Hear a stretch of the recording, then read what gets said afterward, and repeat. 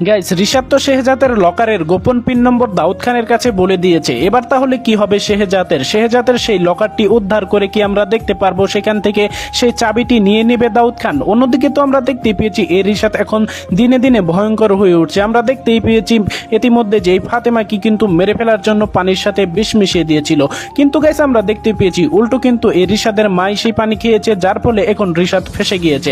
Guys, তাহলে কি আমরা দেখতে পারবো না এই শেহজাদের স্মৃতি ফিরবে? গাইস, আমরা কি তাহলে পরবর্তী পর্বেই দেখতে পারবো এই শেহজাদের পূর্ণাঙ্গ স্মৃতি ফিরবে? গাইস, কি হতে চলেছে দুনিয়া টাকার গোলাম নাটকের আগামী 15 নম্বর পর্বে বা 15 নম্বর পর্বটি আপনি কিভাবে দেখতে পারবেন, এই সমস্ত বিষয় জানতে পারবেন আমাদের আজকের এই ভিডিওটির মাধ্যমে। তাই গাইস, আজকের ভিডিওটি একটু স্কিপ না করে সম্পূর্ণ ভিডিওটি দেখতে থাকুন। আর কে কোন জেলা থেকে এই ভিডিওটি দেখছেন অবশ্যই কিন্তু কমেন্ট করে জানিয়ে দিতে ভুলবেন না। আর চ্যানেলটি যদি এখনই সাবস্ক্রাইব করে না থাকেন, এখনো আমাদের চ্যানেল যদি সাবস্ক্রাইব করে না থাকেন, এখনই সাবস্ক্রাইব করে রাখুন। তো গাইস, ইতিমধ্যেই কিন্তু চমক আমরা দেখতেই পেয়েছি, সেই হাফিজ কিন্তু এই শেহজাদকে উদ্ধার করে নিয়ে গিয়েছিল। আমরা দেখতেই পেয়েছি এই শেহজাদের সাথে কিভাবে ফাতেমার বিয়ে হয়েছিল। ফাতেমার বাবাকেই তো গুলি করে মেরেছিল এই ফাতেমার চাচাতো ভাই। শেষ পর্যন্ত আমরা দেখতে পেয়েছি ফাতেমার বাবা যখন মৃত্যুসজ্জায়, তখন ফাতেমাকে বলে তুই আমাকে কথা দে, তুই এই ছেলে অর্থাৎ এই শেহজাদকেই বিয়ে করবি। তো আমরা দেখতে পেয়েছি সেই অদাপূর্ণর মাধ্যমেই কিন্তু এই শেহজাদের এবং ফাতেমার কিন্তু বিবাহ সম্পূর্ণ হয়েছিল। গাইস, আমরা তো মনে করেছিলাম যে এই শেহজাদ তার এই বিবাহের স্মৃতিশক্তির মাধ্যমেই কিন্তু তার যে পূর্ণাঙ্গ স্মৃতিশক্তি ফিরে আসবে, এরকমটাই ধারণা করেছিলাম। কিন্তু গাইস না, এখনো কিন্তু আমরা এই পর্বে দেখতে পেলাম না শেহজাদ তার পূর্ণাঙ্গ স্মৃতিশক্তি ফিরে পেয়েছে। কিন্তু গাইস, সবচেয়ে যেটা অবাক করার বিষয় এবং সবচেয়ে যেটা রহস্যের বিষয় সেটি হচ্ছে শেহজাদ কিন্তু তার গোপন লকারের পিন নম্বর জেনে গিয়েছে। যেই লকারের মধ্যে কিন্তু একটি চাবি রয়েছে, যেটি মূলত শেহজাদের বাবা দাউদ খান এবং অন্য একজন লোক এই তিলে তিলে আমরা দেখতে পেয়েছি কার্মা গ্রুপ উঠে দিয়েছিল এবং দাঁড় করিয়েছে। এই কার্মা গ্রুপ এত দূর পর্যন্ত এসেছে। গাইস, আমরা তো জানি এই শেহজাদের বাবাকে কিন্তু গোপনভাবে হত্যা করেছে, অর্থাৎ ষড়যন্ত্র করে হত্যা করেছিল এই দাউদ খান শুধুমাত্র এই চাবিটির জন্য। এখন যদি আমরা জানি যে এই লকারের সন্ধান যদি পেয়ে যায়, এই লকারের সন্ধান একমাত্র এই শেহজাদই জানে। কিন্তু গাইস, লকারের পিন নম্বর জানলেও শেহজাদ কিন্তু লকারের সেই লোকেশনটা জানে না। সেই লকারটি কোন দেশে আসে সেটা কিন্তু সে জানে না, কারণ এই লকারটির সন্ধান একমাত্র এই শেহজাদই জানে।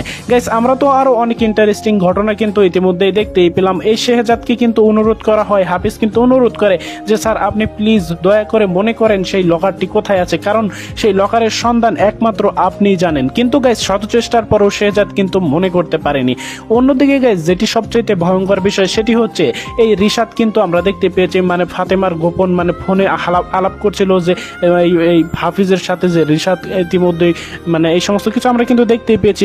এই হাফিজ কিন্তু ওপার থেকে ফাতেমাকে বলছিল যে ম্যাম ইতিমধ্যেই তো স্যার এই পিন নম্বরটি মনে করতে পারছে, এই লকারের পিন নম্বর মনে করতে পারছে। কিন্তু ফাতেমা জিজ্ঞেস করে যে এই লকারটি কোথায় আছে সেটি কি সে মনে করতে পারছে, অর্থাৎ শেহজাদ মনে করতে পারছে?